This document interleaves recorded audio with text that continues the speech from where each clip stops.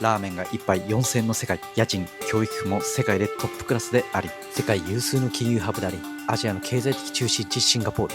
この小さな国は国土面積に反するほどの影響力を持ち、驚異的な経済成長を遂げてきました。大富豪、大企業が世界中から集まり、最も富裕層が多く住む都市であります。そんな世界で最も競争の激しい環境で、彼は一つのレストランを築き上げました。料理人としてのステータスの頂点とも言われるミシュランを獲得した彼は、日本の食文化をイタリア料理で表現するというコンセプトのもと、シンガポールという舞台で他を寄せつけない成功を収めていきます。しかし、全てが順調に進むさなか、彼は周囲が度肝を抜く決断を下します。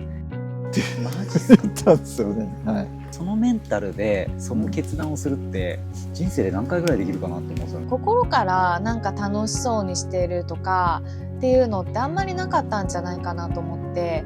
それは積み上げてきたもの全てを手放し、家族と共にキャンピングカーで日本を旅するという選択でした。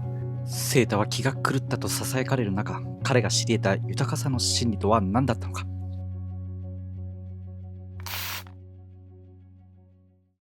はい、皆さんこんにちは。ビビリの家族会キャンピングカー生活の小宮です。仕事と家を捨ててキャンピングカーでですね、日本全国を旅している家族のご自宅を訪問、ご自宅といってもキャンピングカーの中なんですけども、今回ねキャンピングカーを見に行くっていうのが大前提の動画なんですけども、でもその裏側ですよね。物価が高騰したりとか、やっぱりなかなかですね元気の出ない日本っていうものがちょっとずつ広がってってるような気もしてます。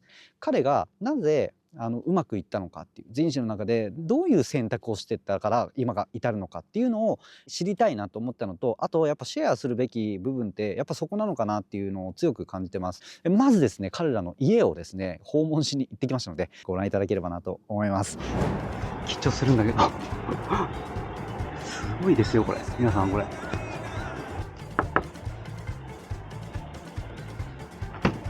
おはようございます。突撃訪問いいですか？どうぞ。いいですか？とうとう来ました。おお、なんか出ましたね今。出ました。じゃあお邪魔します。どうぞ。結構緊張するんです緊張してる。お邪魔します。お、上手上手。どうぞどうぞ。こんな感じになってます。いや、これちゃんおはよう。おはよ想像以上広いですね。あ、そうですか。びっくりした。ホテルですね。そうなんですよね。結構ホテルみたいな。ホテルですね。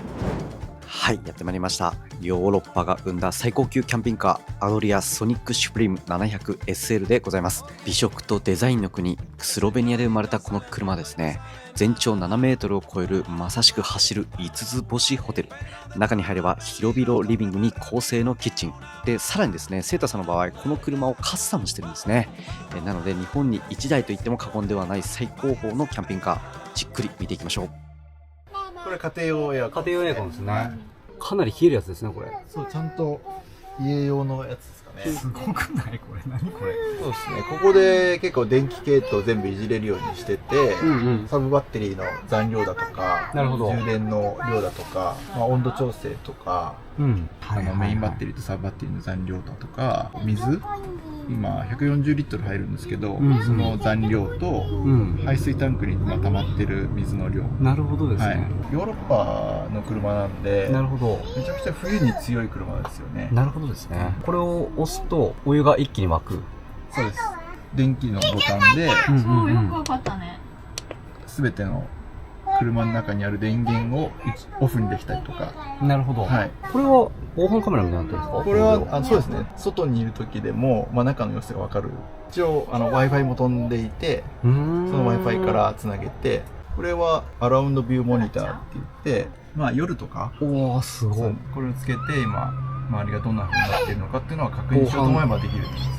料理をするんでスペースがどうしても限られちゃうなと思って。なるほどなるほど。いろいろ材料を置いたりだとか、そっか。魚焼きグリルを置いてなるほど。焼いたりだとか。はい。これはこういう感じ。そうです。ここからこういうものを自分で組み立てて、そっかそっか。動かないようにはして。すごいですね。でテレビがついてて、これも地上波もすべて見ることができる。はい。これスピーカーですね。スピーカーですね。スピーカー両方から鳴るような感じで。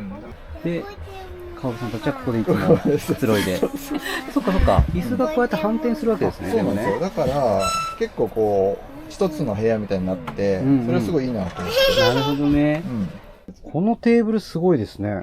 本当はもっとなんか違う感じですか？なんかやっぱり白っぽい感じの。はいはいはい。ね、かっこいいこれ。これがね、変えるだけでかなり雰囲気変わって。で、あそこに AC 電源があるのかな？そうですね、あそこの AC 電源も全部。で、ここに機材はここに置いてるんですね。そうですね。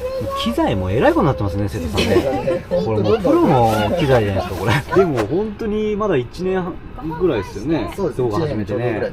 いや、すごいクオリティで今伸びまくってますけども。座り心地やば。何これ？こっちもあるんだ。すごいね、こんちゃん。いい？ちょっと隣行って。どうぞ。出た。めちゃくちゃいいですね。これはすごい。すごいね。コックピットめっちゃかっこいいですね。窓が広いから、全部もう目視できる状態で、左ですよねこれ。そうですね、はい。それが右で、右ですね。でそこの今アラウンドが今エンジンつけてないんで、なるほど、はい、ついてないですけど、そこも今の見てもらったやつと同じ状態になります。そっかそっか。めっちゃかっこいいコックピットですよね。でこれはバンクも降りてくるんですよね、本当はね。そうですね、バンクありますね。スイッチがここにありまして、はい。もうこれをこんな感じで押すと、うわすごっ。うわすっごい広くないですかこれ。めちゃくちゃ広いですよね。うわすごいですね。これがセット完了ですね。いや想像以上でした。ちょっといいですか？はいはい、どうぞ。乗っちゃっても。どうぞ、もちろん。うわすっごいですね。びっくりしますねこれ。寝れますよね。こういう感じですよね。そうそうそうそう。結構眩しい。おー、すごい。これ、星見えたらやばいやつですね。で、ここも開けれるんです開けね。れますね。で、風も通せると。はい。これがあるってことは、なんかカーテンみたいなのもできるんですかこれ。あ、そうです。そこにあるカーテン。本当はここにいつもついてるんですけど。あそっかそっか。そう、だからお客さんがもしここで寝る場合は、なるほど。閉めて、結構プライベート的な感じになるし、僕らはもしかしたらこうやって閉めちゃえば。こういう感じです。ひどいっすね、これ。これひどいわ、セイタさん。めちゃめちゃテンション上がるっすね、これ。ちょっと頑張ろうっていう気持ちになる人いっぱいいると思う、これ。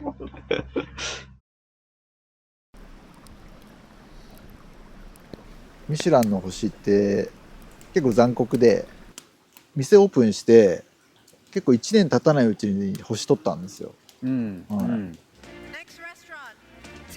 すっごい長年求めてきたもんだから、取れた時って、もうすっごい嬉しいんですよね。もう、ですよね。みんなこうおめでとうって言ってくれるし、世界のそうやっと手に入れたっていう感覚はあったんですけどね。だけど次の年星落とすんですよね。あれはずっと未来永劫星があるわけじゃないんですよ。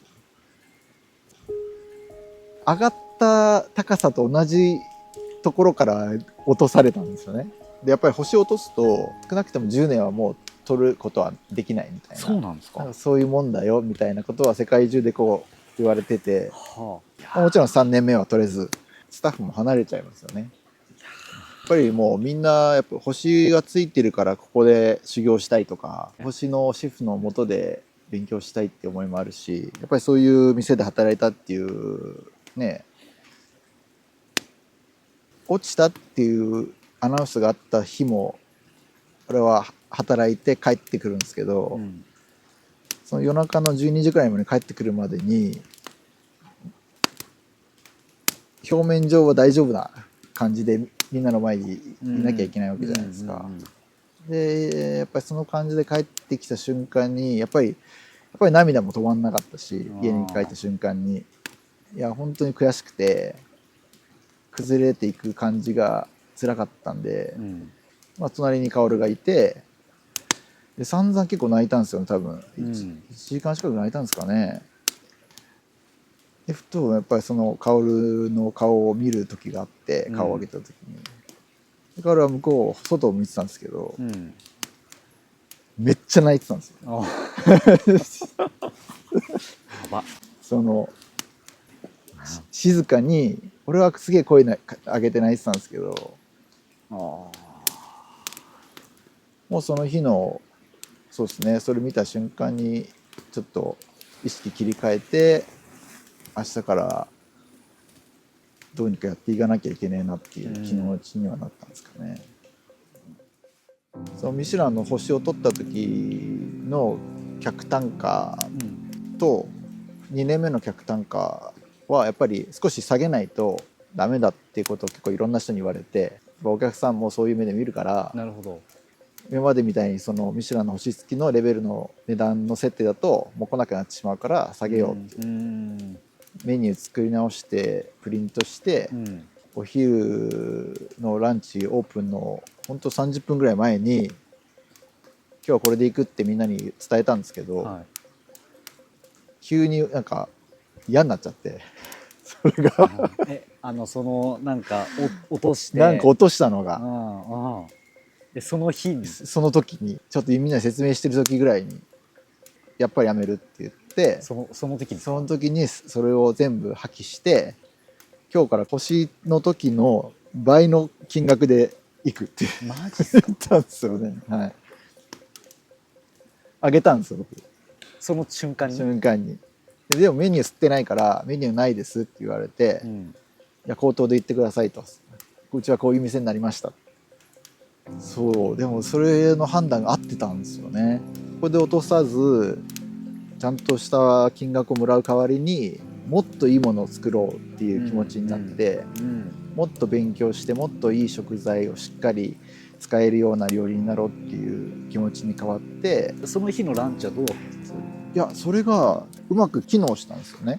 メニューがない状況のところに次々に料理を運んでいって、それを順番に食べてもらうっていうコース、当時そのシンガポールには全くそういうのがなくて、それがすごい流行ったんですよね。めちゃくちゃ大受けしたんですよ。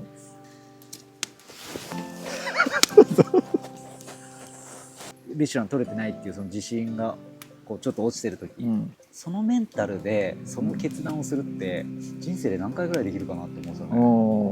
そうですね。あのぐらい落ち込んだのは多分今までないぐらい落ち込みましたね、やっぱり。それで復活してくるんですよね。やばいっすよね。そうだからそうですよね。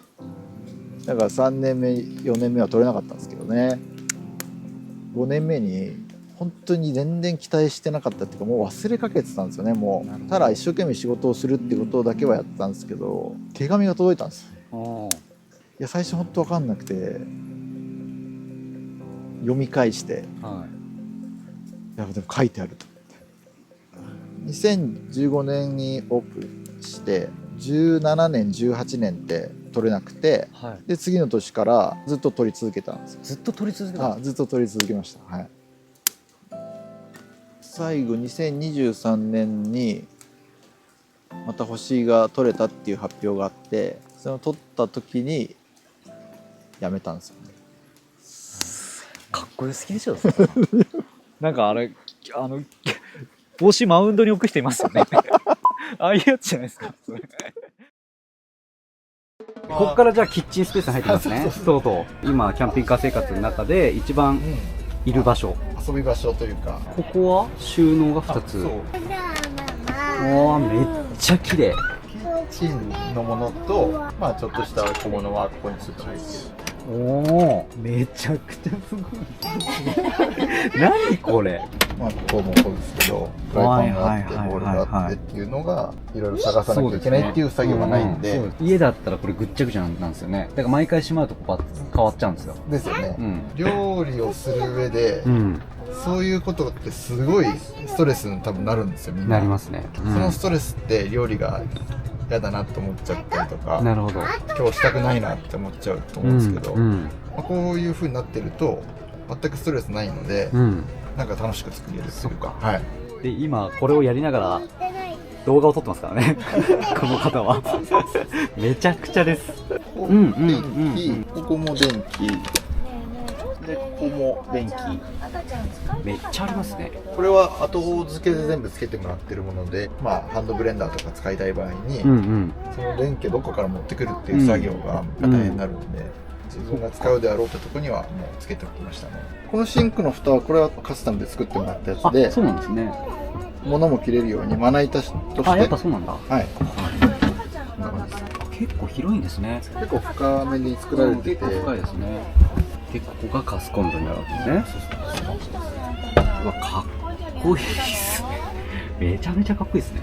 これ三つ口結構便利で、火もだいぶ強いんですか、これ。火はね全部同じ大きさの火がつくんですけど、で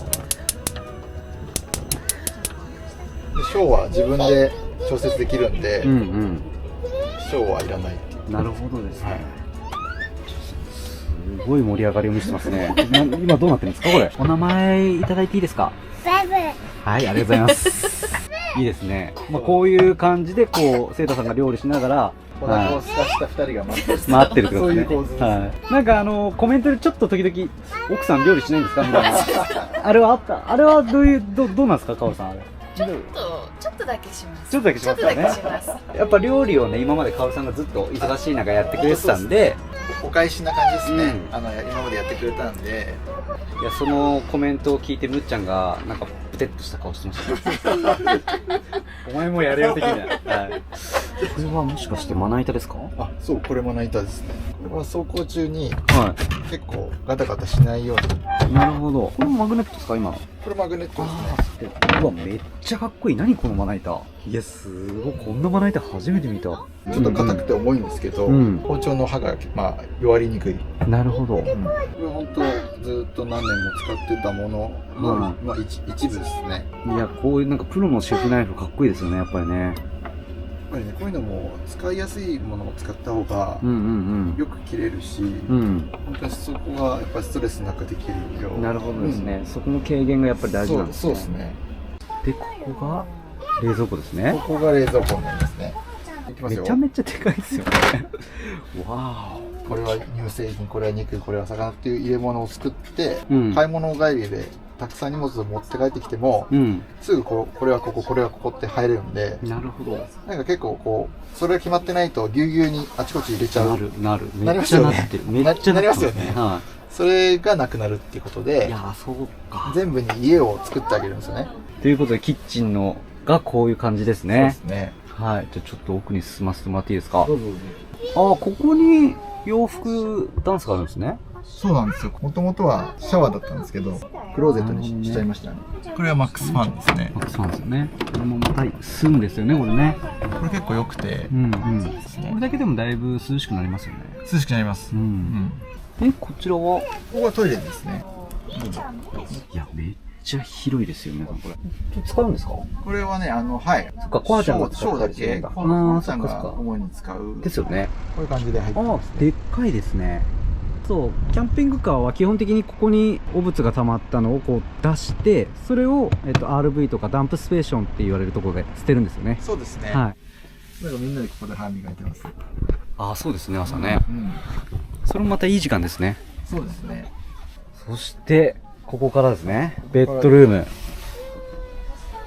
ム。うわ、めっちゃいいですね。ちょっと生活感出てます。いや、この生活感出しといてほしかったです。あ、こういう感じなんだ。うわ、めっちゃありますね。こっちがこれもすごい画期的ですよね。考えられていて。うん。倒せる。はい。で、こう開いたら、入れて、まあ、ここ通れるっていうんですね。そうですね。タオルとかが入ってるなるほど、なるほど。うわ、いっぱいあるな。これは、リチウムイオンおバッテリーがここに内蔵されてるんで、バッテリーが1万ワットアワーぐらいあるって言ってました1ね。万ワットアワーありますね。で、ソーラーが600ワットですね。 600か。はい。うわ、すごっ。めっちゃ入りますね。小春、妻、あっちの一番下のあの辺が僕。なんか、どうも肩身狭いような。これを引っ張って、クッションをはめ込むと、踏み込むと、全部ベッドになって、そっか。今だとこういう毛布うんうん。でめっちゃ気持ちよさそう。で上がるとき、これで、小春が上がっていくって感じですね。いや、すごいわ。どういう寝方ですか？僕、薫、小葉ちゃん。あ、こうちゃん一番端っこで。小葉ちゃん一番、なんか結構やっぱり落ちちゃいあーそうになることがあって、なるほどですね。か。でもやっぱり母ちゃんの隣はなかなか父親のセイタさんは取れない。なかなかポジションは結構たまにチンャンスが来るとはい来てくれるんですけど、あれだから寝静まった後にこっちに運んでくるか、そうですね自分が行くしかないっていうスタイルですね。よくわかります。わかりますはい。ああ、そういうことか。はい、真っ暗になって、うんうんうん昼でも真っ暗になりますね。なるほど。網戸でへえ、いや、すごいわ。朝起きたら、ここからの景色があると。そうですね。すごいキャンピングカーじゃないですか。うん。もうここまで来るセイタさんの道のりを知りたいんですよね。あ、道のり。人生の道のりをやっぱ知りたいですよね。そうっすか。いや、なかなかみんなが手に入れれるものではないですよね。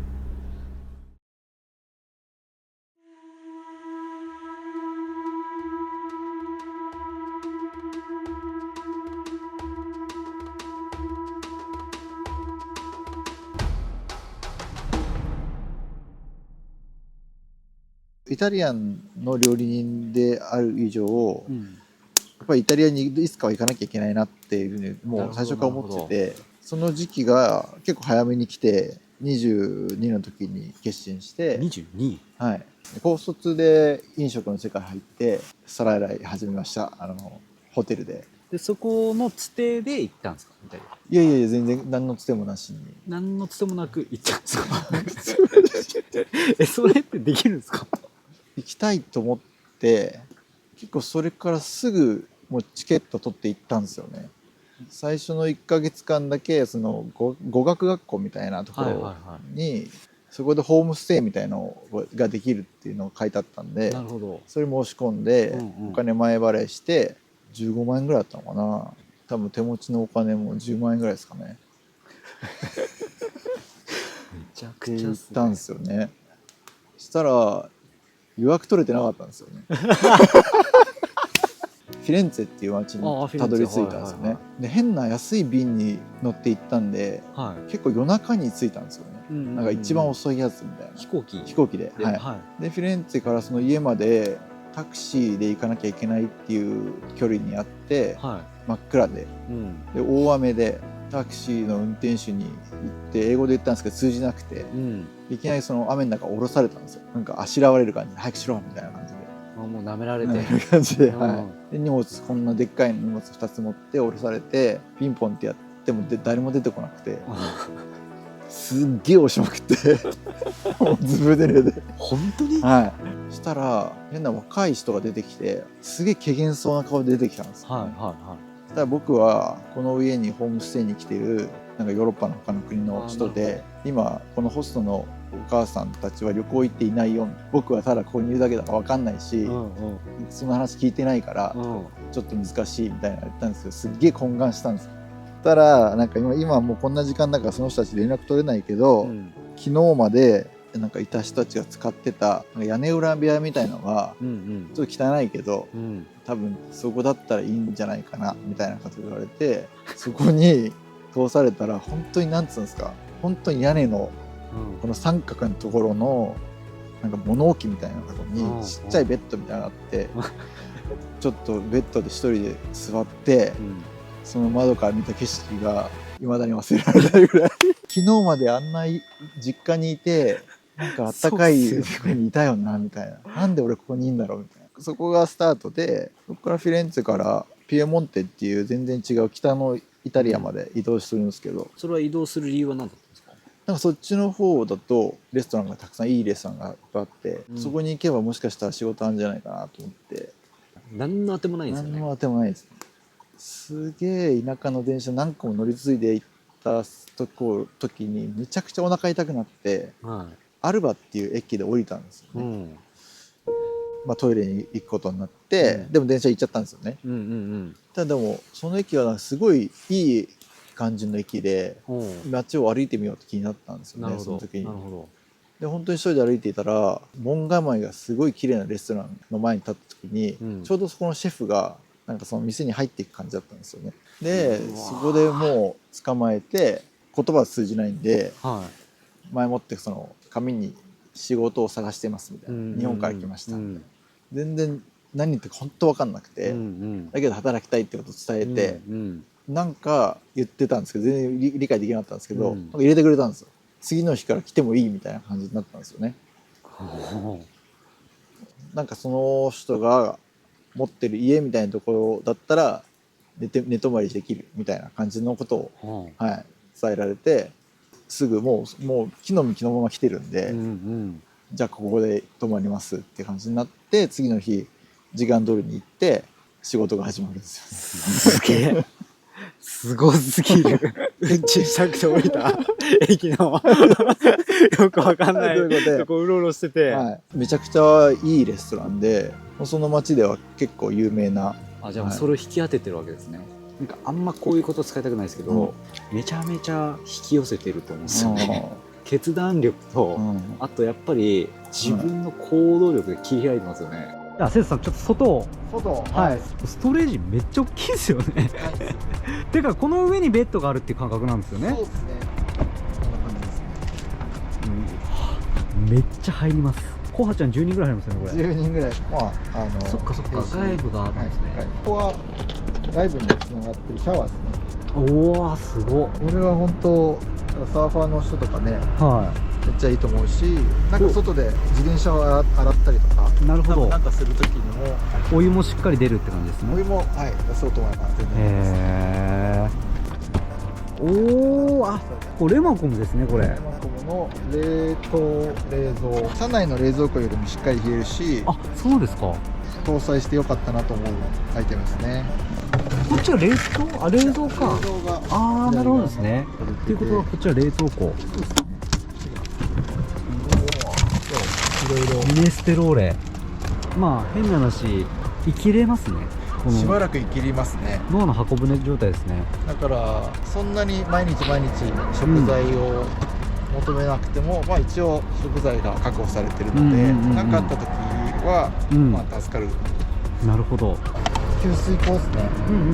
ここで清水用。こっちも給水口なんですけど、非常用とかで使うみたいなんですけど、非常用。例えばその災害の時とか川の水とか湖の水を入れるらしいんですけど、水がなくなってしまったっていう時のために、電気の力でこう吸い上げるという。吸い上げる。なるほどですね。そのための専用の。そしてジャッキシステムがあるんですよね。ジャッキシステムありますね。これがジャッキシステムですね。そうなんですよ。これで上げちゃいます。でこの状態でこのベッドのマークを押すと、この4つジャッキがあるんですけど、ここは全部今ゆっくり降りていってますよっていう状態で、めっちゃかっこいいですね。何これ。このオレンジの点滅が緑に変わるとセットされましたってことですね。そういうことなんですね。はい。どんな斜めの場所でも水平に持っていってくれるんですね。すごいですね。これはもう勝手にやってくれるわけですね。これ勝手にやってくれますね。うわちょっと動いてますよね。これ伝わってるかな。めっちゃ、何これ。めっちゃ浮いてますよね。浮いてますね。これ今頑張って持ち上げてくれてて、今前がこう頑張って上がってる状態です。でこれで止まると完了。セットされましたよってことで。うわ、すごっ。ちょっと見えてるかな。いや、すごいわ。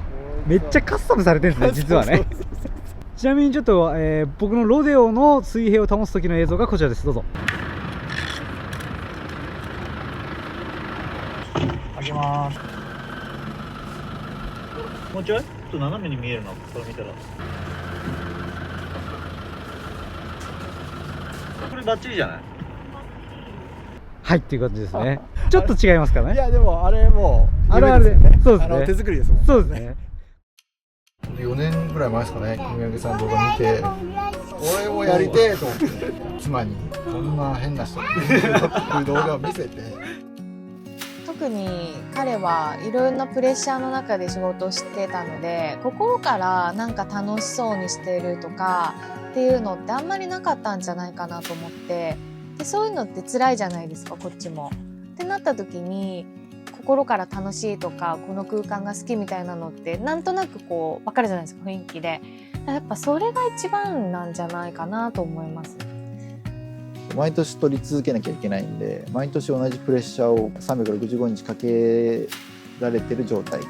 自分がいない時に審査員が来たらどうしようとか、自分がたまたま休みだった時にそういうことが起こるってことがすごく怖かったんで、休めなかったですね。毎日働くっていう、その自分でやるっていう。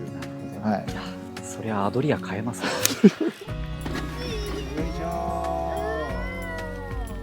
まあ料理が好きですけど、自分の時間を料理だけに使うっていうのもやっぱり違うなと思い始めたのが最近ですけどね。作ったものをやっぱ一緒に食べるっていうのは料理人の職場ではないですから、だから一緒に作って一緒に食べるのはやっぱり料理の醍醐味かもしれないですね。しかも家族と。いや一番いいですね。はい、ということでいかがでしたでしょうか。僕も彼とお話しさせてもらって、ちょっと頑張ろうっていう気持ちにまたなったんですけど、すごく思ったのはやっぱり脳で考えるよりもこっちですよね。心で思ったことにそれを素直に受け入れて、ですぐ動く、このステップだなっていうのをすごく感じたんですよね。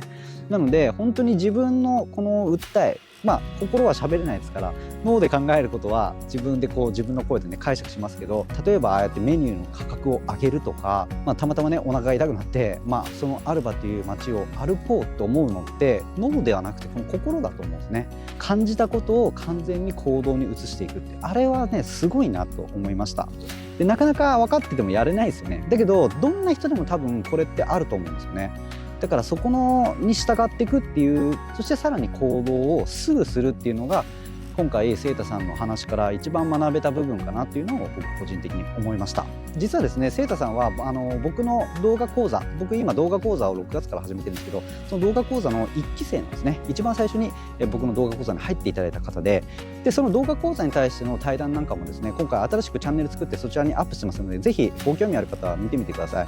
これから何かしたいとか、何から始めたらいいのかわからないとかね、また今回の動画とはまた違う角度からぶっちゃけトークもいろいろしてますので、ぜひですね、何かしら動きを出したいとか、今の人生をもっともっと楽しんでいきたいとかね、いろいろ考えている方もいらっしゃると思います。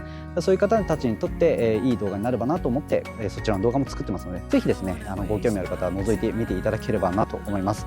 はい、ということで今回も動画ご視聴いただきありがとうございました。少しでもね動画がいいなと思ったらいいねボタンよろしくお願いします。そしてチャンネル登録もねぜひお願いできればなと思います。今年もあと残りわずかですね。はい、皆さん体調気をつけて、1年を楽しんで締めくくっていただければなと思います。それではまたお会いしましょう。おみやげでした。ありがとうございました。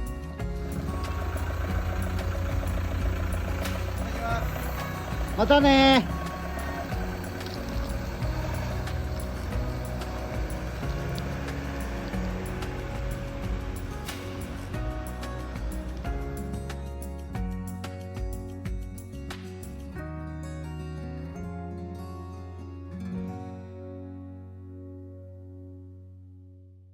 最後まで見ていただいたあなたに重大告知です。先日僕の公式 LINE 登録者が200名を突破しました。